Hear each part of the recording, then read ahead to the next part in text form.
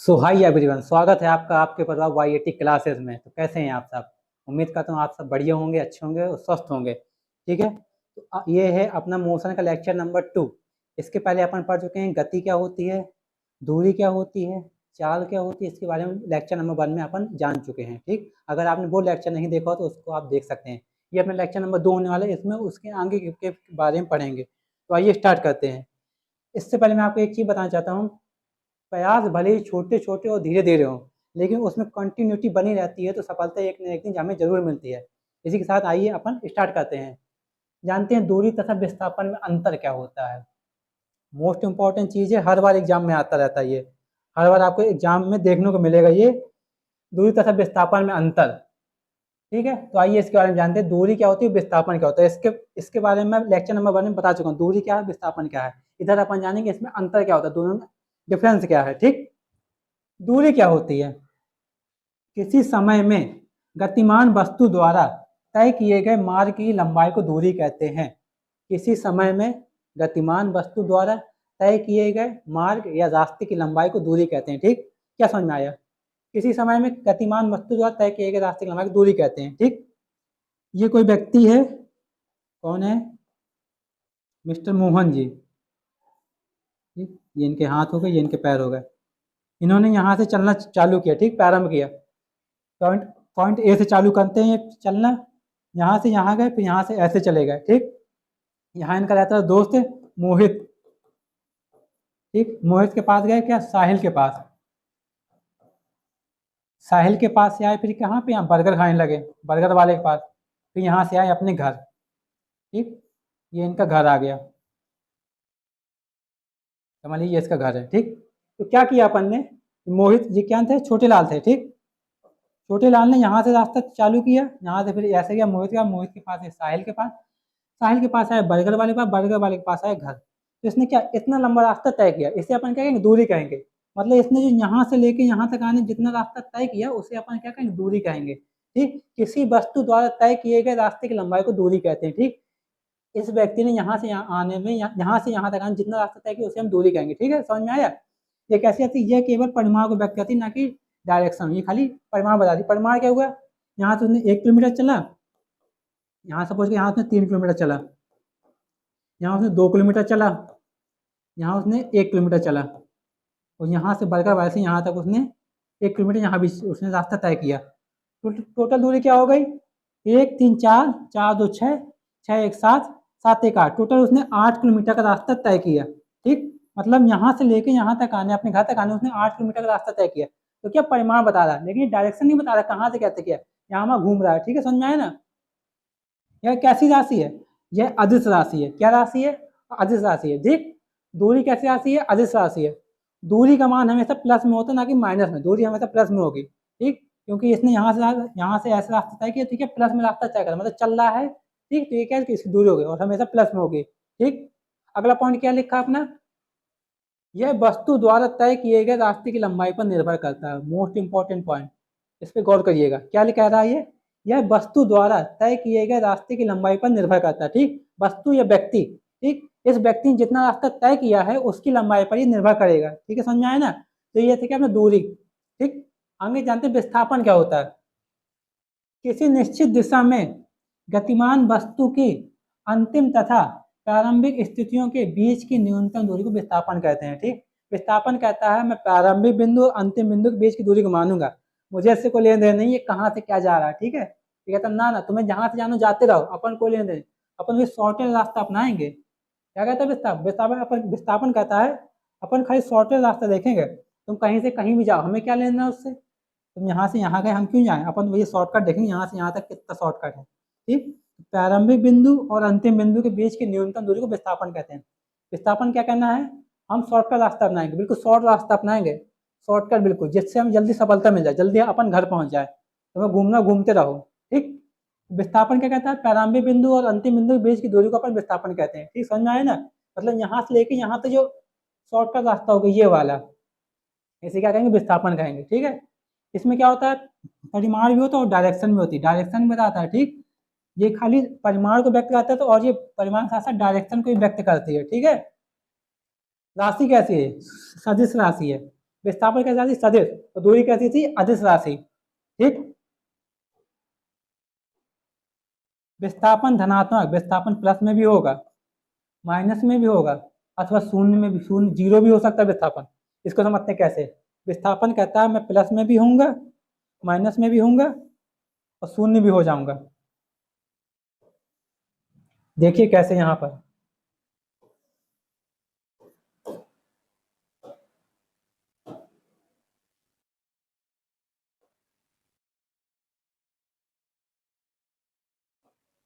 ये बबलू जी थे, बबलू जी ने यहाँ से अपना रास्ता चालू किया, तय करना चालू किया। यहाँ से पहले यहाँ गए, फिर ऐसे गए, फिर ऐसे आए, फिर ऐसे आके फिर वापस यहीं पर आ गए। मतलब जहाँ से चालू किया उन्होंने वहीं पर रास्ता अपना खत्म कर दिया।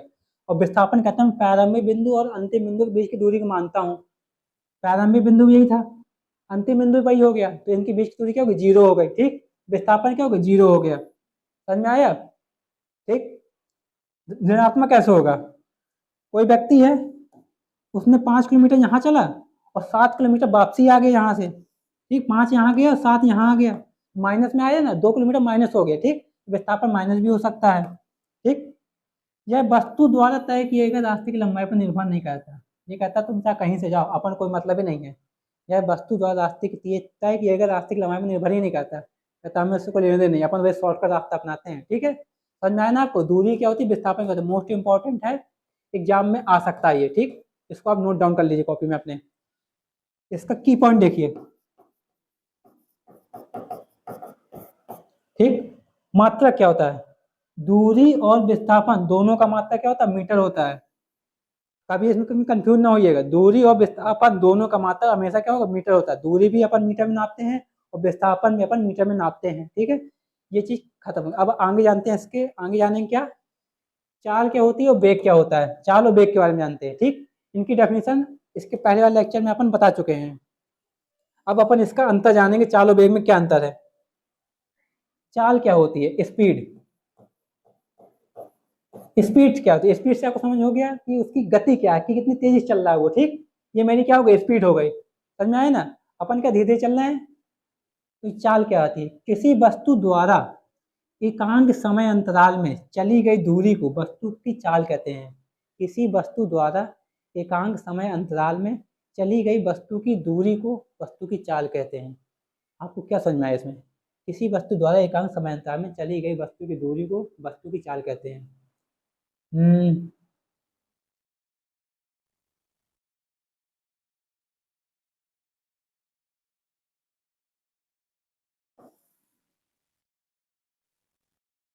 बाबू भैया देखिएगा, ये है अपना कौन? मुन्ना। ये अपना मुन्ना बैठा है।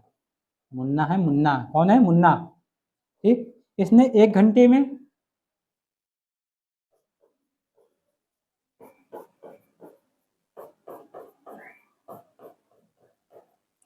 1 घंटे में इसने 1 किलोमीटर दूरी तय की। ठीक। एकांक समय अंतराल में चली गई दूरी को वस्तु की चाल कहते हैं। फिर अगले 1 घंटे में उसने 3 किलोमीटर दूरी तय की। अगले 1 घंटे में 2 किलोमीटर दूरी तय की। फिर अगले 1 घंटे में उसने 2 किलोमीटर दूर की। मतलब किसी वस्तु द्वारा एकांक समय अंतराल में चली गई दूरी को वस्तु की चाल कहते हैं। ठीक।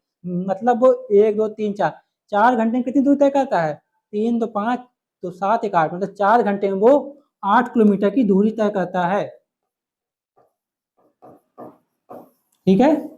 तो किसी वस्तु द्वारा एकांक समय अंतराल में चली गई दूरी को अपन क्या वस्तु की चाल कहते हैं। मतलब वो 4 घंटे में 4 घंटे का समय ले रहा है। ठीक। दूरी कितनी तय कर रहा है? 8 किलोमीटर की दूरी तय कर रहा है। ठीक। समझ में आ गया? एग्जाम्पल से अपन ने इसको समझ लिया।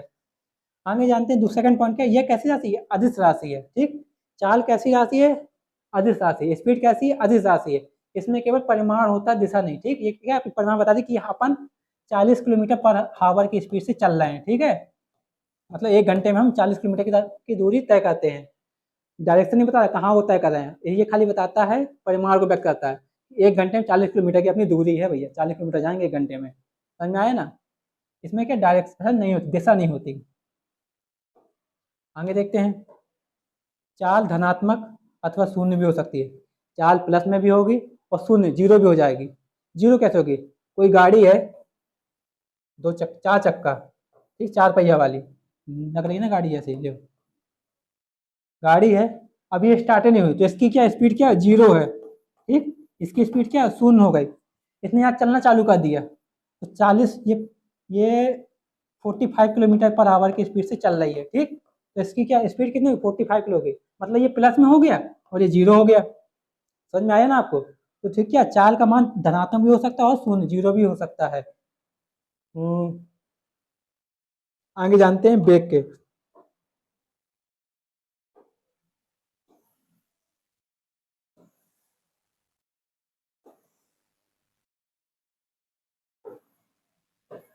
बेग क्या होता है?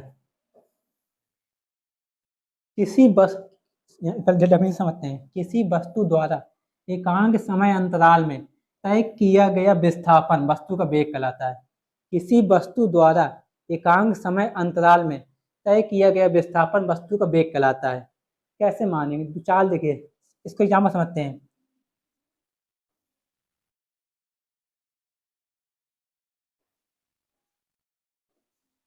ठीक।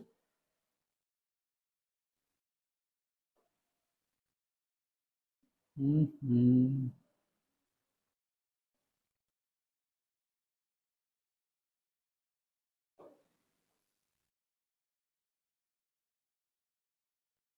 ये अपनी बस है, ठीक है। चाल क्या है इसकी, 60 किलोमीटर पर आवर की स्पीड है, ठीक। वेग, चाल तो अपन ने ये बताया 60 किलोमीटर पर आवर। वेग क्या बताएगा, पूरब की ओर चल रही है, कहाँ चल रही है, पूरब की ओर, ठीक है, इसने डायरेक्शन बता दी, ठीक। किसी वस्तु द्वारा एकांक समय अंतर में तय किया गया विस्थापन वस्तु को वेग कहलाता है। समझ में आया, मतलब जो डायरेक्शन नहीं बता दे वो वेग कहलाएगा, जो खाली स्पीड बताए, ठीक, ये इतनी चाल है मेरी, वो क्या चाल कहलाएगा। समझ में आ रहा है ना आपको? ठीक। ये क्या, ये सदिश राशि है, इसमें परिमाण भी होगा और इसके साथ साथ दिशा भी बता, डायरेक्शन बताए कि ये पूरब की ओर चल रहा है, पश्चिम की ओर चल रहा है या दक्षिण की ओर चल रहा है, ठीक है। वेग का मान धनात्मक भी हो सकता है, ऋणात्मक भी हो सकता है, अथवा शून्य जीरो भी हो सकता है, ठीक, क्योंकि अपन ने बताया था विस्थापन जीरो भी, अगर विस्थापन जीरो होगा तो मतलब वेग का मान भी जीरो हो जाएगा। विस्थापन ऋणात्मक होगा तो मतलब वेग भी हो जाएगा ऋणात्मक। अगर विस्थापन प्लस क्या प्लस में रहेगा तो वेग भी प्लस में रहेगा। समझ में आया ना? तो अपन चाहिए कि चाल और वेग में अंतर, यही बहुत ज्यादा एग्जाम में आता है और मोस्ट इम्पोर्टेंट है, ठीक है।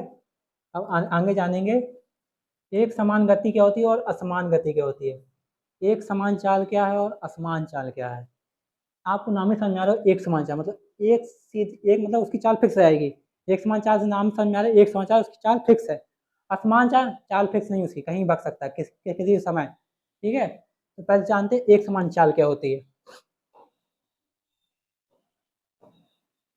यदि कोई वस्तु या पिंड समान समय में समान दूरी तय करे तो उसको एक समान चाल कहते हैं, एक समान गति कहते हैं, ठीक। एक समान चाल एक समान गति से आप कंफ्यूज नहीं होइएगा। यदि कोई वस्तु समान समय में समान दूरी तय करे तो उसको हम एक समान गति कहेंगे, एक समान चाल कहेंगे, ठीक। इसको आप पहले समझ सकते हैं।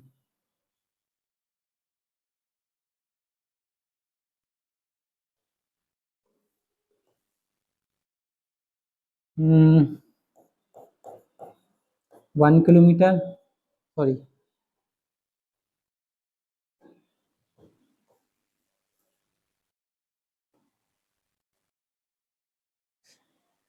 ये 1 घंटे में 2 किलोमीटर दूरी तय कर रहा है। अगले 1 घंटे में 2 किलोमीटर दूरी तय कर रहा है। अगले 1 घंटे में 2 किलोमीटर दूरी तय कर रहा है। फिर अगले 1 घंटे में 2 किलोमीटर दूरी तय कर रहा है। फिर अगले 1 घंटे में 2 किलोमीटर दूरी कर रहा है, ठीक। ये क्या हो गया, समय हो गया, और ये क्या हो गई, दूरी हो गई। मतलब वो हर घंटे सेम डिस्टेंस तय कर रहा है, मतलब हर घंटे वो 2 किलोमीटर दूरी तय कर रहा है, क्योंकि क्या था, उसने देखा रास्ता साफ है, कोई नहीं, रास्ता बिल्कुल प्लेन है, मैंने कहा भगाए चले जाओ। यहाँ से लेके यहाँ तक रास्ते में कोई था ही नहीं, समझ लीजिए क्या, कानपुर से लेके दिल्ली तक, समझ लीजिए। वैसे होता नहीं कि अपने एग्जाम्पल दे रहे हैं, रास्ते में कोई नहीं था, साफ था, इसने क्या भगाए चले जाओ। अगले 1 घंटे में यहाँ 2 किलोमीटर दूर तय की, फिर अगले 1 घंटे फिर 2 किलोमीटर, फिर उसके अगले 1 घंटे बाद 2 किलोमीटर, ऐसे वो चलता रहा। मतलब हर घंटे वो 2 किलोमीटर दूरी तय कर रहा है, तो मतलब उसकी समय तो सेम लग रहा है और दूरी भी सेम तय कर रहा है, मतलब हर घंटे 2 किलोमीटर का रास्ता तय कर रहा है, तो क्या एक समान चाल होगी, मतलब हर समय हर घंटे वो समान दूरी तय कर रहा है, इसे हम क्या कहेंगे, एक समान चाल कहेंगे। इसका अपोजिट होगा असमान गति, रास्ते में क्या ट्रैफिक मिल गई, भीड़ भाड़ मिल गई, तो ये क्या करता है, यहाँ देखते हैं इसको, पहले यहाँ गया फिर यहाँ भाग गया, ठीक। फिर यहाँ से लेके ऐसे आया, फिर ऐसे आ गया, फिर ऐसे चला गया।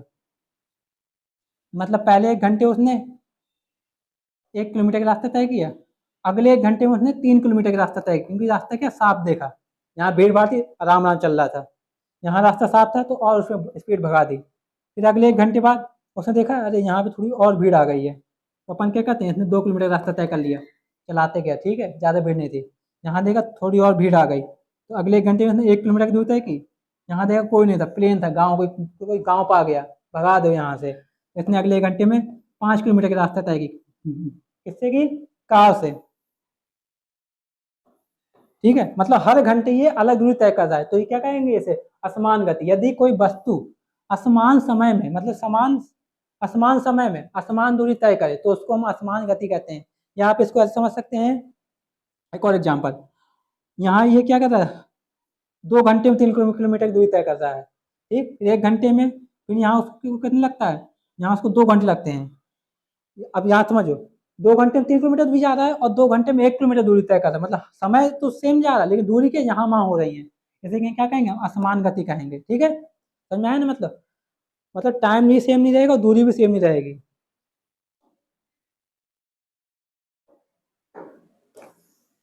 आई होप, मैं आशा करता हूँ आपको ये समझ में आ रहा होगा। इसको देखते हैं, अपन ग्राफ के माध्यम से भी देख लेते हैं एक बार।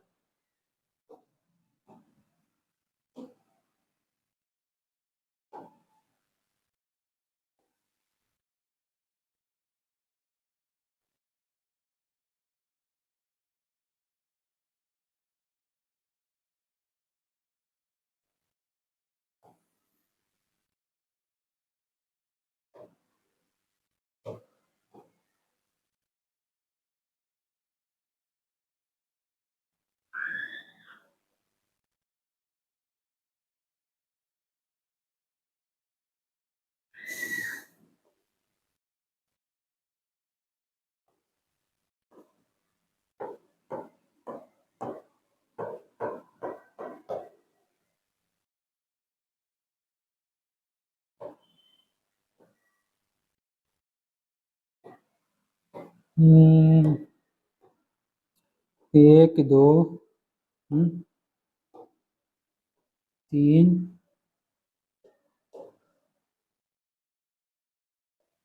4 5, ठीक।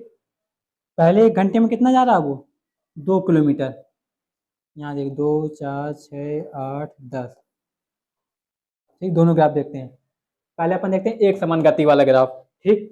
पहले 1 घंटे में उसने 2 किलोमीटर की दूरी तय की थी, ठीक। अगले घंटे फिर दो, ऐसे ऐसे गए थे ना वो, ठीक। पहले 1 घंटे उसने 2 किलोमीटर दूरी तय की, अगले घंटे 2 किलोमीटर 4 हो गया, फिर अगले घंटे 6 हो गया, फिर 8 हो गया, ऐसे गए थे ना वो, हर घंटे 2 2 किलोमीटर दूरी तय कर रहा था। मतलब इसका ग्राफ कैसे जाएगा, एक सीधी रेखा में जाएगा।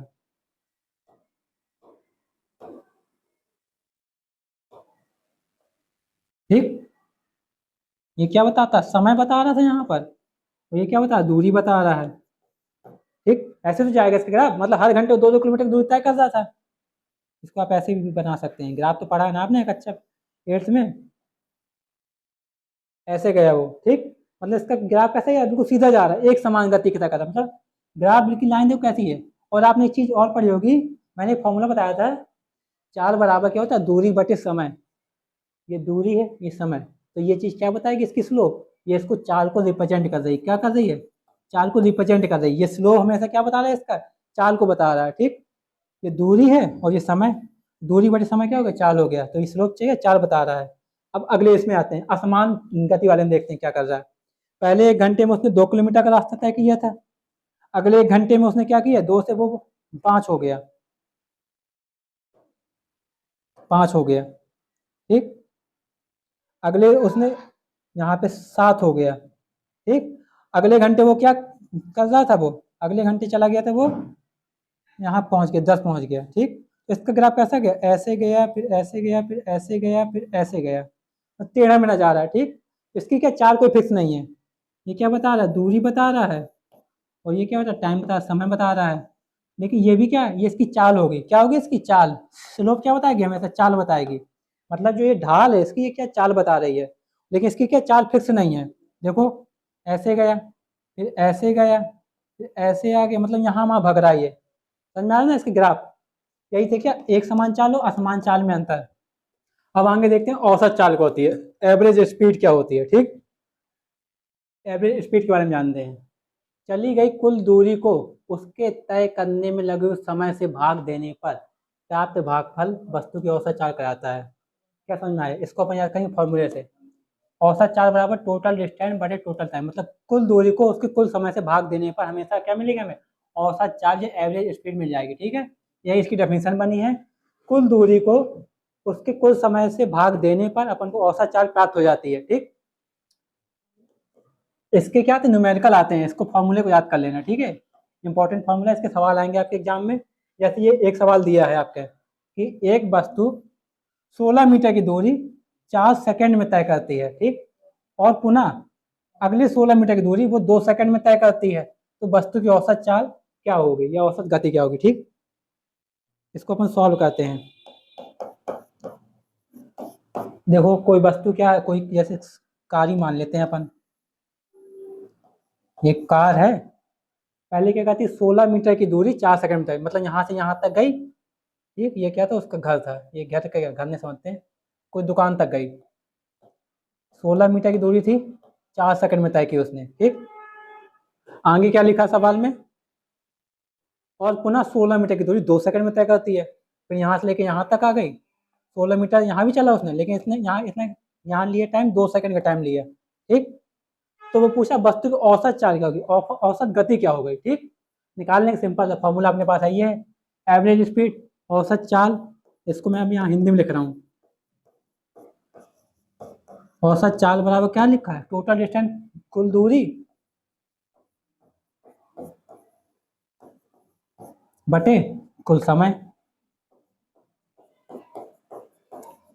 समझ में आया ना? इसने अपन क्या 16 मीटर की दूरी दे दी और एक 16 मीटर की दूरी ये है, तो मतलब कुल दूरी कितनी हो गई अपनी, 16 16 32, तो मतलब 16 प्लस 16। ठीक, और समय कितना लगा, एक 4 सेकंड का टाइम यहाँ लगता है और 2 सेकंड का टाइम यहाँ लग रहा है, तो 4 प्लस 2, सॉल्व कर लेंगे इसको। 16 16 कितना हो गया, 32 हो गया, 4 और 2 6। ठीक, 6 से इसको अपन काट देंगे, निपटा देंगे इसको, 6 पंचे 30। ठीक, बचा 2, पॉइंट लगाया, जीरो बढ़ाया, 36 18, फिर 2, 36 18 समथिंग इतनी आएगा 5.33। ठीक, 4 4 का मात्रक मीटर प्रति सेकंड हो जाएगा। आंसर आ गया अपना। समझ में आया ना आपको? मतलब एक दूरी ये थी अपनी, एक दूरी ये थी, दोनों का अपन ने जोड़ दिया तो क्या निकला, एक टोटल डिस्टेंस निकल आई। समय 4 सेकंड का टाइम यहाँ लगता है और 2 सेकंड का टाइम यहाँ लग रहा है, इसको भी अपन ने जोड़ दिया। ठीक है, ठीक, तो अपने क्या कुल समय निकल आया। एवरेज चाल का फॉर्मूला लगा दिया, औसत चाल कुल दूरी बटे कुल समय, 16 प्लस 16 32 हो गया, 4 2 6 हो गए, 6 से इसको काट दिया, 5.33 अपना क्या हो गया, आंसर आ गया। ठीक है बच्चों, समझ में आया ना आपको?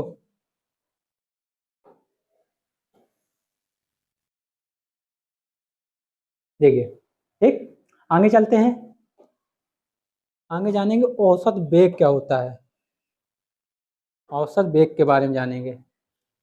एवरेज वेलोसिटी क्या होती है, इसको अपन खाली फॉर्मूला समझेंगे, इसका मैं यूज आगे बताऊंगा, आगे इसका यूज कहाँ पर होगा। ठीक है, यूज इसका अपन आगे देखेंगे, पहले समझ लेते हैं औसत वेग या औसत वेलोसिटी क्या होती है। किसी वस्तु द्वारा तय किया गया कुल विस्थापन तथा वस्तु द्वारा लिए गए कुल समय के अनुपात को वस्तु का औसत वेग कहते हैं। किसी वस्तु द्वारा तय किया गया विस्थापन तथा वस्तु द्वारा लिए गए कुल समय के अनुपात को वस्तु का औसत वेग कहते हैं। इसको हटाओ, इसको देखो यहाँ पर,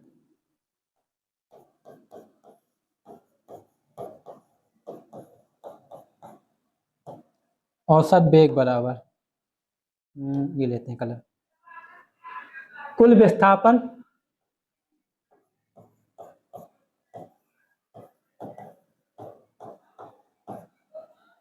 ठीक बटे कुल समय लिख देंगे।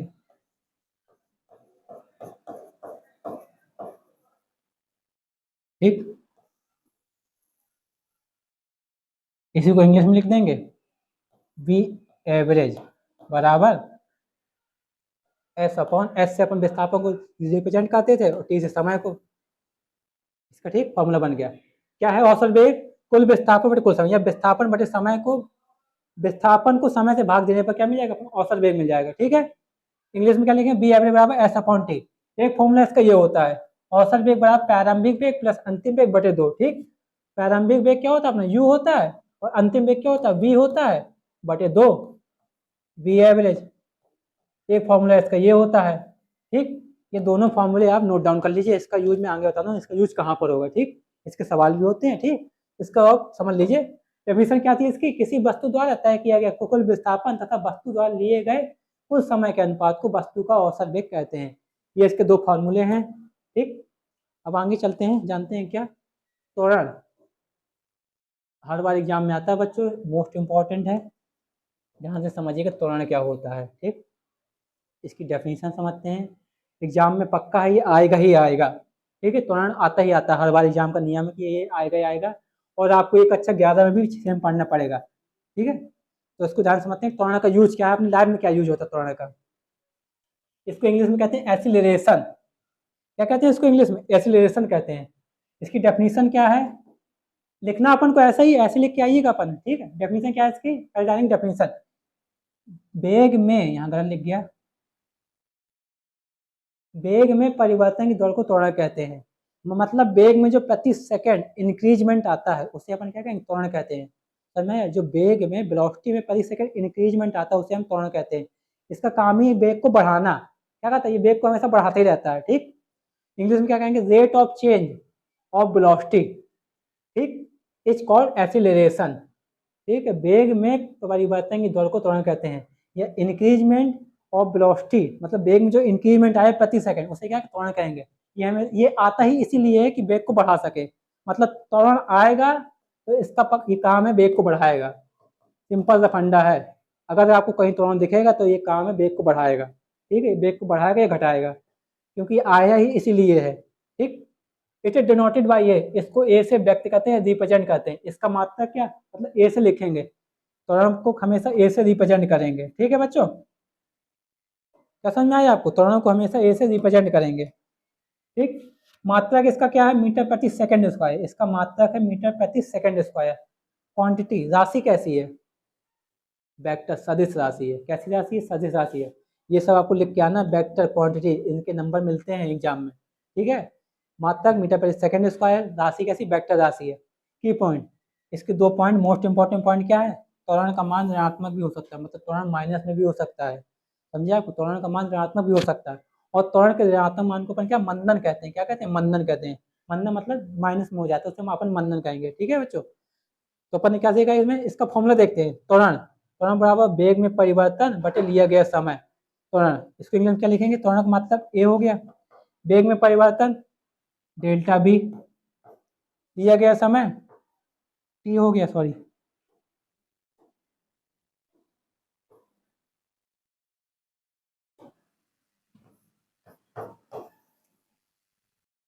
ठीक है, त्वरण क्या है, वेग में परिवर्तन बटे लिया गया समय।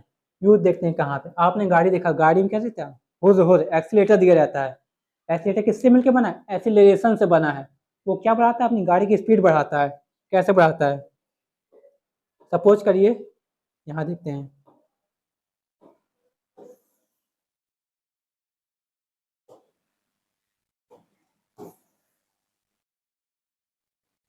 कोई गाड़ी है, ये है क्या, बाइक है, इसमें अपन ने 5 का क्या दिया, त्वरण दिया। ये क्या दिया, 5 का त्वरण दे रहा है। अब अपन देखते हैं 4 सेकंड बाद इसकी स्पीड क्या हो जाएगी, या 5 सेकंड बाद इसकी स्पीड क्या होगी। कितने सेकंड बाद, 5 सेकंड बाद। यहाँ पहला सेकंड, दूसरा सेकंड, तीसरा सेकंड, चौथा सेकंड। ठीक, त्वरण कितना लगा, 5 का त्वरण लग रहा है, पहले सेकंड 5 लगेगा, दूसरे में 5 लगेगा, तीसरे में 5 लगेगा, चौथे में 5 लगेगा। ठीक, तो अगले 4 सेकंड बाद इसकी स्पीड क्या हो जाएगी, 20 किलोमीटर की स्पीड हो जाएगी, मतलब 20 किलोमीटर पर आवर की स्पीड से गाड़ी चलने लगेगी। और मैं, क्योंकि अपन ने इसमें क्या 5 का त्वरण दिया था, मतलब जहाँ त्वरण आएगा तो गाड़ी की स्पीड बढ़नी ही बढ़नी है, ये आता ही इसीलिए है। समझ में आ रहा है ना, तो त्वरण का काम है स्पीड बढ़ाना, मतलब वेग को बढ़ाता है। अपन गाड़ी में बढ़ाते हैं, कार में भी क्या होता है, एक्सीलेटर होता है। ठीक, एक्सीलेटर इससे ही मिलकर बना त्वरण से। समझ में आया ना। ठीक, इसका मात्रा क्या होता है, या फॉर्मूला ए बराबर delta v upon delta t, वेग में परिवर्तन मतलब अंतिम वेग माइनस प्रारंभिक वेग, ए बराबर v minus u upon t, एक फॉर्मूला इसका ये हो गया, delta v upon delta t मतलब अंतिम वेग माइनस प्रारंभिक वेग, ठीक, अंतिम वेग होता है बी और प्रारंभिक वेग होता है यू अपॉन टी, मतलब समय से भाग दे दिया, ये इसका फॉर्मूला हो गया। ठीक, मोस्ट इंपॉर्टेंट है, एग्जाम में आ सकता है आपको, इसको नोट डाउन कर लीजिए आप। आगे जानते हैं, इसका एक सवाल देखते हैं, सवाल क्या है, हाँ एक इसका न्यूमेरिकल देख लेते हैं अपन। माना कि किसी गतिमान पिंड का वेग किसी क्षण 5 मीटर प्रति सेकंड तथा उसके 4 सेकंड बाद उसी दिशा में 18 मीटर प्रति सेकंड हो जाता है, पिंड का त्वरण ज्ञात कीजिए। नॉर्मल सवाल है, देखते हैं पहले अपन को दिया क्या क्या है। ठीक, माना किसी गतिमान पिंड का वेग किसी क्षण 5 मीटर प्रति सेकंड तथा 4 सेकंड में उसी दिशा में 18 मीटर प्रति सेकंड, मतलब प्रारंभिक वेग उसका क्या यू दिया है, यू का मान दे रहा है प्रारंभिक वेग का कितना 5 मीटर प्रति सेकंड। आगे देखते हैं 4 सेकंड बाद टाइम दे दिया अपन को उसने, 4 सेकंड का टाइम दे रहा है, फिर क्या कह रहा है उसी दिशा में 18 मीटर प्रति सेकंड हो जाता है, अंतिम वेग दे रहा है 18 मीटर प्रति सेकंड। मतलब उसका ये कहना है कोई गाड़ी थी, उसने यहाँ से चलना चालू किया, ठीक, कोई गतिमान पिंड किसी क्षण 5 मीटर प्रति सेकंड मतलब यहाँ से 5 मीटर प्रति सेकंड से चल रहा है, 4 सेकंड बाद उसका अंतिम वेग मतलब यहाँ पर आते 18 मीटर प्रति सेकंड हो जाता है। तो क्या पूछा, पिंड का त्वरण पूछ रहा है, त्वरण मतलब ए पूछ रहा है, वही फॉर्मूला लगा देंगे, ए बराबर क्या बताया मैंने अभी, अंतिम वेग माइनस प्रारंभिक वेग बटे समय, v minus u upon t, इसमें इसकी वैल्यू पुट कर लेंगे अपन।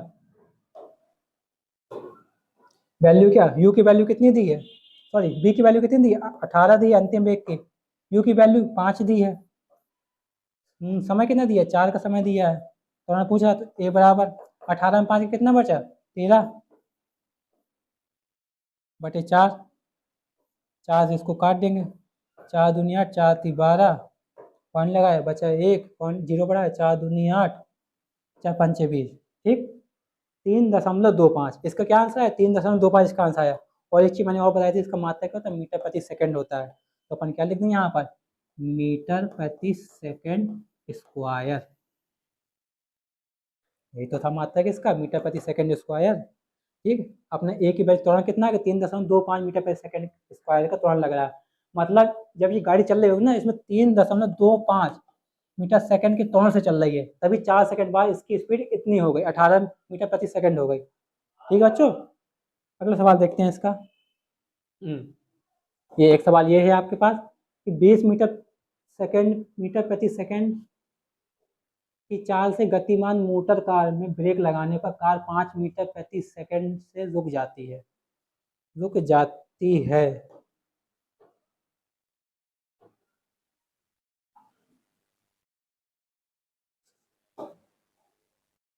कार में रुक जाती है, यहाँ जाती लिखा है, ठीक है। तो कार का त्वरण ज्ञात कीजिए, इसमें कार का त्वरण निकालना है, पहले देखते हैं कोई कार है अपने पास, ये कार खड़ी है, समझ लो कार है ये, ठीक, कह रहा 20 मीटर प्रति सेकंड की चाल से चल रही, मतलब पहले इसकी प्रारंभिक चाल क्या थी 20 मीटर प्रति सेकंड, मतलब यू की वैल्यू क्या दे रहा है 20 दे रहा है, ठीक, ब्रेक लगाने पर 5 मीटर प्रति सेकंड, ब्रेक लगाने पर 5 सेकंड में रुक जाती है, रुकिएगा 20 मीटर सेकंड की चाल से गतिमान मोटर कार में ब्रेक लगाने 5 सेकंड में रुक जाती है, टी बराबर कितना दिया 5 सेकंड दिया है, कार का त्वरण ज्ञात कीजिए। हाँ निकल आएगा, बी क्या हो गया मतलब अंतिम वेग तो इसमें 0 हो गया क्योंकि अंतिम वेग दिया नहीं, 0 मान लेंगे इसमें, ठीक, सॉल्व करते हैं, ए बराबर v minus u upon t, a बराबर बी की वैल्यू कितनी है 0, यू का वैल्यू 20 है, टी का मान 5, ए बराबर -20 बटे 5, 5 से इसको काट दिया अपन ने, ए बराबर -4, सॉरी ए बराबर -4 मीटर प्रति सेकंड स्क्वायर, मात्रक जरूर लिखना सवाल में, ठीक है। -4 इसका आंसर कितना आया -4 आया। मैंने आपको अभी एक चीज़ बताई थी यहाँ पर कि त्वरण का मान ऋणात्मक भी हो सकता है, और त्वरण के ऋणात्मक मान को अपन क्या कहते हैं, मंदन कहते हैं। तो यहाँ पर क्या हो रहा है, इसका मान माइनस में आया, मतलब यहाँ पे क्या हो रहा है, मंदन हो रहा है। ठीक, सवाल में पूछ भी लेगा कि यहाँ पर क्या हो रहा है, तो अपन लिखें यहाँ पर मंदन हो रहा है। ठीक, क्योंकि इसका मान ऋणात्मक आया, माइनस में आया है। आई होप, मैं आशा करता हूँ आपको ये समझ में आया होगा। ठीक, अब आगे चलते हैं।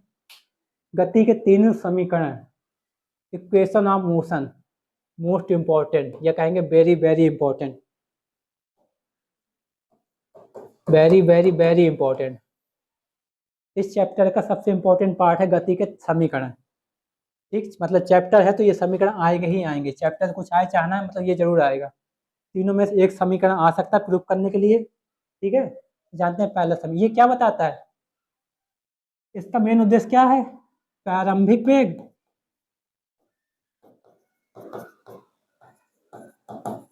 अंतिम वेग, ठीक, u b दूरी हो गई, s समय हो गया, t त्वरण हो गया, a। ये क्या, इनमें संबंध बताता है आपस में, इनमें क्या संबंध है। ठीक, इन्हीं के संबंधों को हम क्या कह देते हैं, गति के समीकरण कह देते हैं। ठीक है, पहला समीकरण क्या कहता है, पहले समीकरण बताता है वेग और समय के बीच संबंध। ये क्या बताता है, वेग और समय के बीच संबंध बताता है। पहले समीकरण, गति का पहले समीकरण बताता है वेग और समय में संबंध। क्या होता है, b बराबर यू प्लस ए टी। समीकरण क्या है, b बराबर यू प्लस ए टी।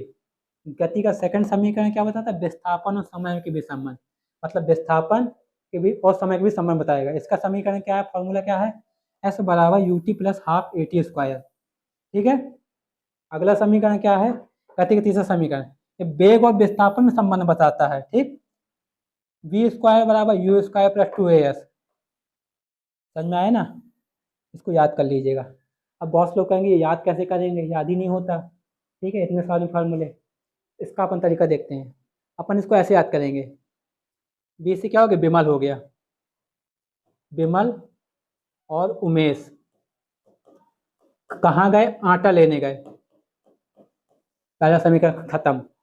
विमल और उमेश आटा लेने गए, कहाँ गए, विमल और उमेश आटा लेने गए। विमल से बी हो गया, उमेश से यू हो गया, आटा से ए टी हो गया। पहला समीकरण खत्म हो गया, याद हो गया अपन को। ठीक है, कोई दिक्कत। अगला कैसे याद करेंगे, एस बराबर u t plus half a t square. S से सुमन कहाँ गई,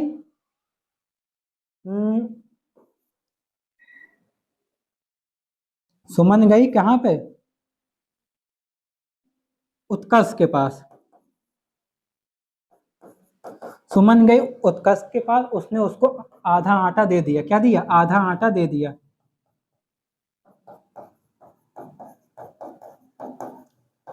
इसको अपन कहते हैं, सुमन गई उत्कर्ष के पास, उसने उसको आधा आटा दे दिया।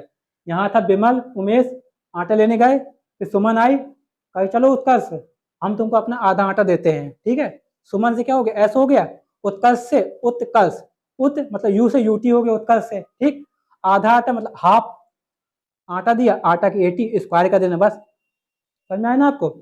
इसको देखो कैसे याद करेंगे, विमल और उमेश, विमल उमेश से कहता है तू मेरा आसमां। क्या कहता है विमल उमेश से, विमल कहता है उमेश से तू मेरा आसमां। तू से दो हो गया, आसमां से एस हो गया, और इसमें क्या स्क्वायर लगा देना। विमल उमेश से कह रहा है तू मेरा आसमां। ठीक, खत्म हो गया। कैसे याद करेंगे, विमल उमेश गए आटा लेने, सुमन आई उत्कर्ष के बाद, उसने उसको आधा आटा दे दिया। ठीक, विमल उमेश से कहता तू मेरा आसमां। खत्म हो गया, याद हो गया, कोई दिक्कत आपको। ठीक, पहला समीकरण क्या था, बी बराबर u plus a T. Second था एस बराबर u t plus half a t square. Third था बी स्क्वायर बराबर you square plus two A S. इसके डेरिवेशन में आते हैं जो मोस्ट इंपॉर्टेंट है। आइए समझते हैं इसको अपन कैसे प्रूव करेंगे। यहाँ प्रूव करते हैं इसको। पहला समीकरण क्या था अपना, फर्स्ट इक्वेशन ऑफ मोशन,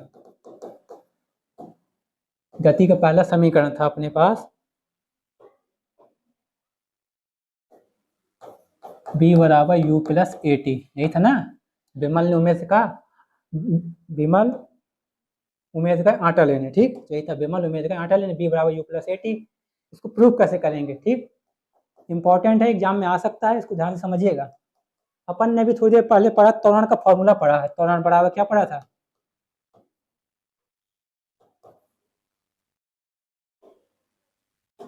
हम्म,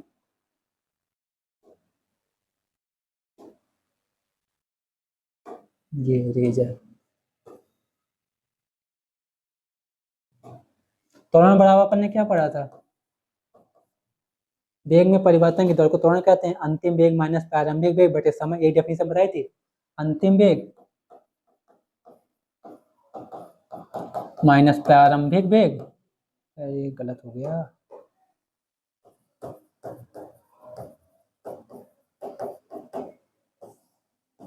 बटे समय। ठीक, ए बराबर त्वरण को ए, अंतिम वेग बी माइनस प्रारंभिक वेग यू बटे समय टी। ठीक, यही तो त्वरण का फॉर्मूला। इस टी को अपन कहाँ यहाँ ले जा रहे हैं, ठीक है, ए के पास। तो यहाँ क्या हो जाएगा, यहाँ हो जाएगा अपना ए टी हो जाएगा। ठीक, यहाँ बी माइनस यू हो गया। ठीक है, इस माइनस वाले यू को अपन यहाँ ले जा रहे हैं।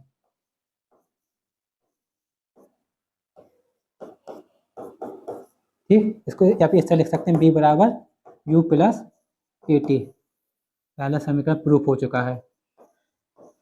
ठीक है, अपन को इसमें कुछ नहीं करना, त्वरण का फॉर्मूला उठाना है। ए बराबर v minus u upon t. T को अपन को यहाँ ले जाना है, इसके पास, ए के पास। ए से मल्टीप्लाई कर देंगे, ए टी हो जाएगा। बी माइनस यू ऐसे जाएगा, फिर इस माइनस वाले यू को अपन यहाँ ले जाएंगे ए टी के पास। यू प्लस ए टी बराबर बी हो गया। फिर इसको अपन ने पलटा के लिख दिया, बी बराबर यू प्लस ए टी। ये अपना फॉर्मूला प्रूफ हो चुका। गति का पहला समीकरण प्रूफ हो गया। ठीक है, समझ में आया ना आपको? इसमें कोई बड़ी बात नहीं प्रूफ करना, इसको सिंपल सा है। अब आगे देखेंगे second equation, second equation of motion, गति का दूसरा समीकरण। इसको कैसे प्रूव करेंगे?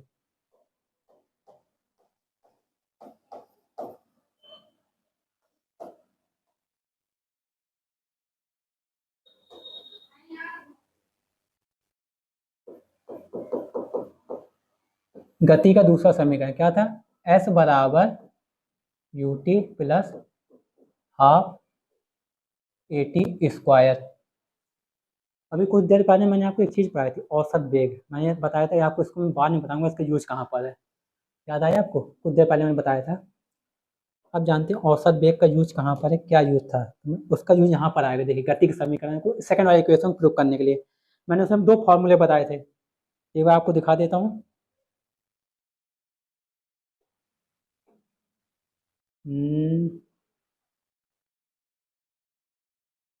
ये देखिए, यहाँ मैंने बताया था औसत वेग बराबर होता है एक प्रारंभिक वेग प्लस अंतिम वेग बटे दो। एक फॉर्मूला बताया था मैंने औसत वेग का, कुल विस्थापन बटे कुल समय, s upon t. V average बराबर u plus B upon two, और बी एवरेज बराबर एस अपॉन टी। ठीक, इसका यूज अपन कहाँ करेंगे? इसमें करेंगे, इसको प्रूव करने में। ठीक, तो अपन क्या है, औसत वेग का फॉर्मूला लिखते हैं, बी एवरेज बराबर क्या बताया था मैंने, u plus B upon two. एक फॉर्मूला ये बताया था मैंने आपको, और एक बताया था औसत वेग का, बी एवरेज बराबर विस्थापन बटे समय। ठीक, विस्थापन को एस से प्रेजेंट करते हैं और समय को टी से। एक फॉर्मूला ये बताया था। ठीक, प्रूफ हो चुका। अब देखो, कोई नहीं, देखिए अब कुछ नहीं बचा इसमें प्रूफ करने में। ये बी एवरेज दोनों सेम है, इनको अपन के इक्वल कर देंगे। U plus B upon two बराबर एस अपॉन टी। अपन ने क्या किया, बी एवरेज को सेम कर दिया, मतलब इसके बराबर इसको कर दिया। ठीक है, समझ में आया?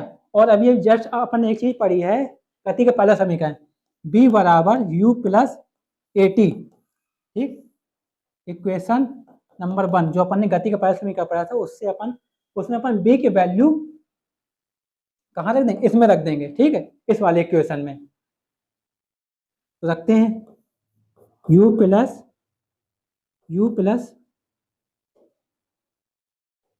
इस बी की वैल्यू अपन ने यहाँ पे रख रहे हैं। ठीक है, यू प्लस यू हो गया प्लस ए टी हो गया। ठीक, बटे दो वैसे ही था अपना, बराबर एस अपॉन टी वैसे ही चल रहा था। ठीक है, समझ में आया ना? यू यू कितने हो गए, टू यू हो गए, प्लस ए टी हो गया बटे दो हो गया, बराबर एस अपॉन टी वैसे ही चल रहा है। ठीक, इसको अपन यहाँ लिखते हैं। ठीक है, अब इस टी का इससे क्या मल्टीप्लाई करा देंगे, मतलब ये यहाँ चला जाएगा, टी लिख देंगे 2u प्लस ए टी बराबर एस वाई टू, ये चल रहा है, 2ut हो जाएगा प्लस ए टी स्क्वायर हो जाएगा बटे 2 हो जाएगा बराबर ऐसे, वैसे चल रहा था अपने पास। ठीक है, अब 2 को अपन बराबर बराबर कर लेंगे, दोनों को दे देंगे, दोनों के बटे में आ जाएगा 2/2 ut हो जाएगा प्लस 1/2 ए टी स्क्वायर हो जाएगा बराबर एस हो गया। ठीक है, समझ में आया ना आपको? ठीक, इस 2 से ये 2 कट जाएगा। ठीक है, अपना सवाल प्रूफ हो चुका। तो अपना फॉर्मूला क्या था, एस बराबर यहाँ क्या बचा यू टी और plus 1/2 half a t square. जरा यहाँ नजर मारिए, यही तो अपन को प्रूफ करना था, आ गया ना, प्रूफ हो चुका है। ठीक, अपन ने क्या किया, औसत वेग के फॉर्मूले को दोनों, दो फॉर्मूले से दोनों को अपन ने बराबर किया, गति का पहले समीकरण से बी की वैल्यू उठा के इसमें रख दी। ठीक, बाकी सॉल्व कर लिया, सॉल्व करने काटा पीटा किया, अपन का इक्वेशन नंबर 2 प्रूफ हो गया। समझ में आया आपको, कोई दिक्कत? ठीक, अब जानते हैं गति समीकरण, तीसरा इक्वेशन।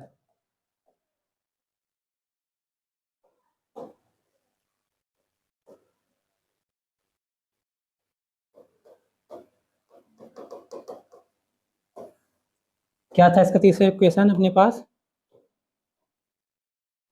बी स्क्वायर बराबर यू स्क्वायर प्लस 2as, यही तो था, क्यों भूल गए? देखो बी स्क्वायर बराबर यू स्क्वायर प्लस 2as। ठीक,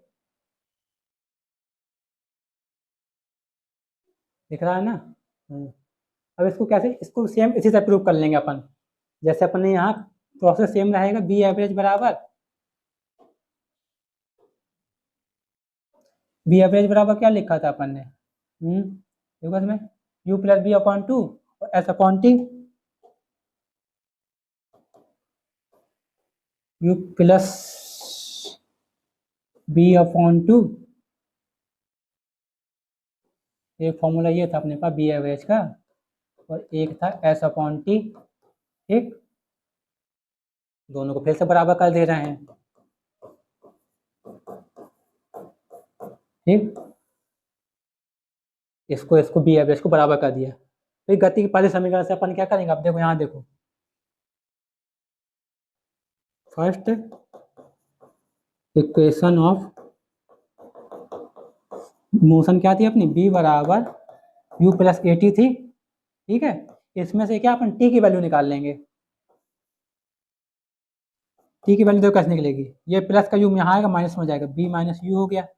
ठीक है, बचा यहाँ पर a बटे में आ जाएगा, यही तो होगा, t बराबर क्या बचा अपने पास, b minus u upon a, ये बचा।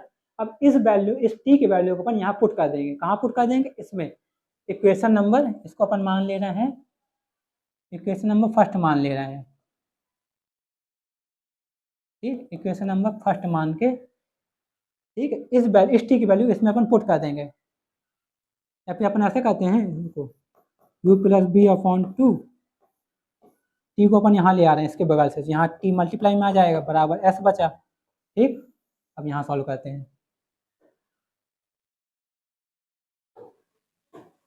ठीक है, इसको अपन यहाँ ले आए हैं, अब टी की वैल्यू क्या आई थी, b minus u upon a आई थी, u plus B upon 2, t की वैल्यू क्या थी, p minus u upon a बराबर में वैसे चल रहा है। समझ में आ रहा है ना अपन ने क्या किया, औसत वेग के फॉर्मूले को दोनों को बराबर कर दिया, अपना ये आया था। ठीक, इसे अपन ने इक्वेशन नंबर फर्स्ट मान लिया, फिर अपन ने क्या किया, फर्स्ट इक्वेशन ऑफ मोशन गति का प्रथम समीकरण उठाया, बी बराबर यू प्लस ए टी, उसमें से अपन ने टी की वैल्यू निकाल ली, इस यू को यहाँ लेकर माइनस में हो गया और ए को बटे में ले आया। ठीक, और इस टी की वैल्यू को अपन इस समीकरण में रखेंगे, इस वाले में। ठीक है, अब आपने एक फॉर्मूला पढ़ा होगा 8th में, ए स्क्वायर माइनस बी स्क्वायर बराबर एक कोष्टक में ए प्लस बी, एक कोष्टक में ए माइनस बी, फॉर्मूला पढ़ा था ना, उस फॉर्मूले को यूज अपन यहाँ करेंगे। ठीक, अपन का ए प्लस बी दिख रहा है, ए minus B.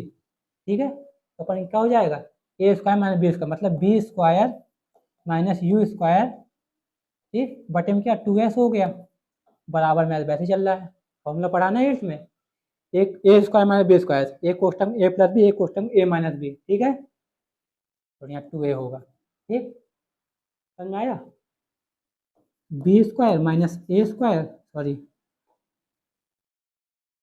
B square minus u square, इस 2a को अपन यहाँ भेज देंगे एस के पास, 2as हो जाएगा, ठीक, बी स्क्वायर को फिर छोड़ दिया अपन ने, इस माइनस वाले प्लस ले जाएंगे, तो यू स्क्वायर प्लस 2as, अपन को यही तो प्रूफ करना था, प्रूफ हो गया, देखिए मैच कर लीजिए, सिंपल सा है, इस वाले को प्रूफ करने में कोई दिक्कत नहीं है, अपन क्या करना है, यहाँ तक प्रोसेस सेम है, ठीक, इसमें से बी की वैल्यू रखनी हो, इसमें पहले क्या, सॉरी यहाँ इसमें देखो, इसमें क्या करना है, इसमें बी की वैल्यू रख देना है, सॉल्व कर लेना है, तो ये समीकरण सेकंड नंबर वाला इक्वेशन प्रूफ हो जाएगा, ठीक, और इसी में इस इक्वेशन में टी की वैल्यू निकाल के रख देंगे तो थर्ड वाला इक्वेशन प्रूफ हो जाएगा, ठीक, गति के तीनों समीकरण प्रूफ हो गए, ये बहुत ही ज़्यादा इंपॉर्टेंट है, हर बार एग्जाम में आता है, इसको आप नोट डाउन कर लीजिएगा, ठीक है।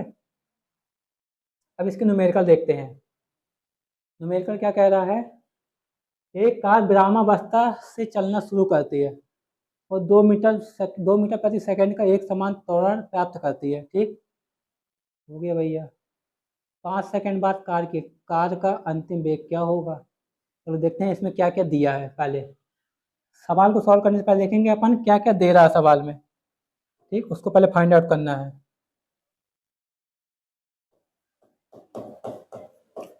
यहाँ पे क्या दी जाए, कार विरामावस्था मतलब प्रारंभिक वेग उसका क्या है, जीरो, मतलब जीरो से चालू हो रही है, कोई कार है अभी यहाँ से चालू होती है, मतलब जीरो से चालू हो रही है, यहाँ जीरो स्पीड थी उसकी, मतलब यू बराबर क्या हो गया उसका, जीरो दे रहा है,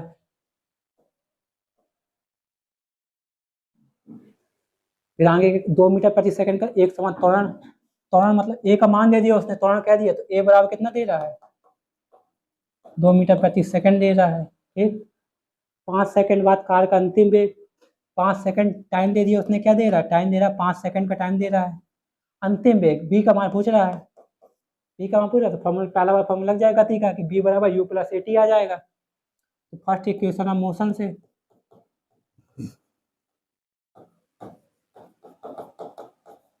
क्या है, बी बराबर यू प्लस ए टी, बी की वैल्यू फाइंड करनी है अपन को, यू का मान कितना दे रहा है, जीरो दे रहा है, ए का मान कितना दे रहा है, 2,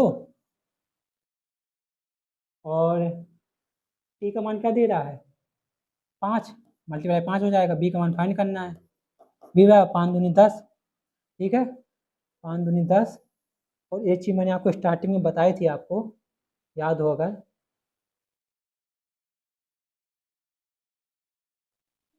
यहाँ क्या बताया था, वेग धनात्मक ऋणात्मक शून्य भी हो सकता है, ठीक, आ गया, ये कैसा आ रहा है अपना, धनात्मक आ रहा है, समझ में आया, यही अपना क्या हो गया, आंसर हो गया, समझ में आया आपको, अगला सवाल देखते हैं,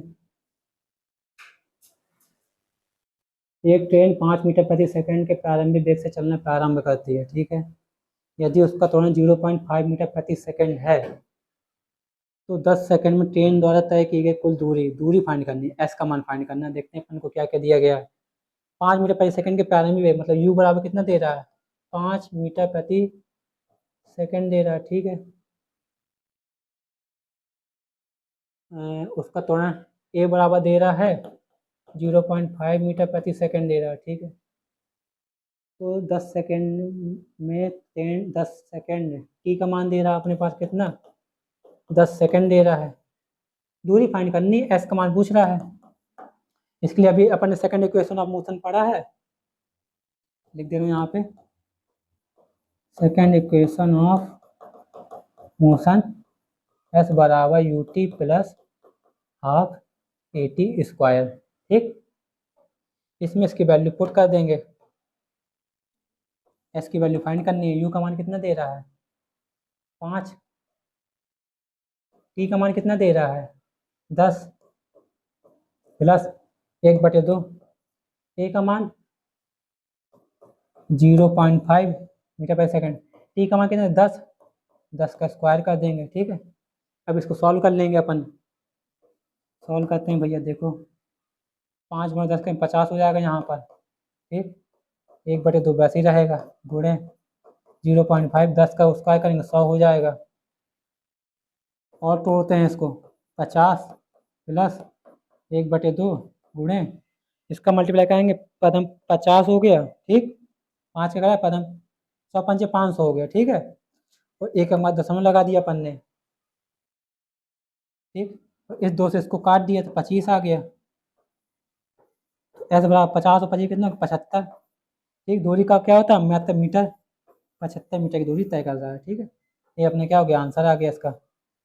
अपन ने देखा इसमें क्या क्या दिया, उसको अपने नोट डाउन कर लिया और फॉर्मूला सॉल्व कर लिया, ठीक। अगला देखते हैं, एक और सवाल सेम ऐसे ही। इसमें क्या कर, एक वस्तु 10 मीटर प्रति सेकंड के प्रारंभिक वेग, यू का मान दे रहा है कितना, 10 मीटर प्रति सेकंड। यदि उसका त्वरण ए का मान दे रहा है इसमें 2 मीटर प्रति सेकंड का, ठीक। और वह 24 मीटर की दूरी एस का मान दे रहा है 24 मीटर, तो उसका अंतिम वेग बी बराबर पूछ रहा है अंतिम वेग। इसके सिंपल फॉर्मूला क्या पढ़ा था अपन ने अभी, थर्ड इक्वेशन ऑफ मोशन, गति का 33 समीकरण।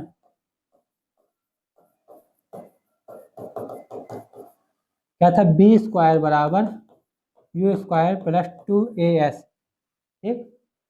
बी की वैल्यू फाइंड करनी है, यू का मान कितना 10, 10 का स्क्वायर कर देंगे अपन इसमें, 2, ए का मान कितना दे रहा है 2, एस का मान कितना दे रहा है 24, बी स्क्वायर 10 का स्क्वायर 100 हो गया, 24 दूनी 48, 48 दूनी 96, ठीक। 2 दूनी 4, 4 चौक 16 की 6, यहाँ से लाइए 4 दूनी 8, 9 96 हो गया, ठीक। बी स्क्वायर बाय कितना हो गया 196 हो गया, स्क्वायर लगा मतलब यहाँ क्या अंडर रूट लग जाएगा, और ये किसका स्क्वायर होता है 13 का 169, 14, 14, हाँ 14 का, ये किसका स्क्वायर 14 का स्क्वायर होता है, 14 का तो होता है, 14 के गुणे 14 करोगे आप, 14 चौको 56, हासिल है 5, 14 14, 14 5 19, ठीक है। क्या इसका आंसर यह 14 मीटर प्रति सेकंड आ गया, ठीक है। समझ में आया ना आपको। ये थे अपन के गति के तीनों इक्वेशन से रिलेटेड सवाल, ठीक। अब आगे जानेंगे, लास्ट चीज क्या जानेंगे, एक समान वृत्तीय गति क्या होती है, यूनिफॉर्म सर्कुलर मोशन। वृत्तीय गति से आपको क्या समझ में आ रहा है, वृत्तीय गति मतलब कोई वस्तु या पिंड वृत्ताकार मार्ग पे जो गति करता है उसे हम क्या कहते हैं, वृत्तीय गति कहते हैं, ठीक। यदि कोई वस्तु कोई वृत्ताकार मार्ग पर गति करती है उसे हम वृत्ताकार गति या वृत्तीय गति कहते हैं। इसको अपन एग्जाम्पल समझते हैं, बाद में इसकी डेफिनेशन पढ़ेंगे, ठीक।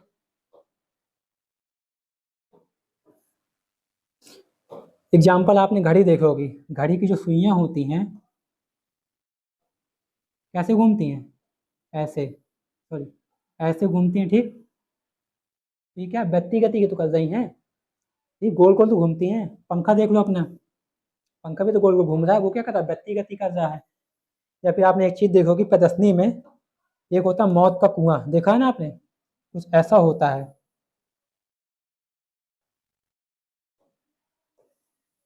मौत का कुआं। जो उसमें जब बाइक चलाता है तो वो कैसे चलाता है, ऐसे गोल गोल चलाता है, वो भी क्या कर रहा है, वृत्तीय गति कर रहा है, ठीक है। मतलब कोई जो वस्तु व्यक्ति गोलाकार मार्ग में गति करती है, इसे इस तरह गति करती है एक सर्कुलर मोशन में, उसे हम क्या कहते हैं, वृत्तीय गति कहते हैं।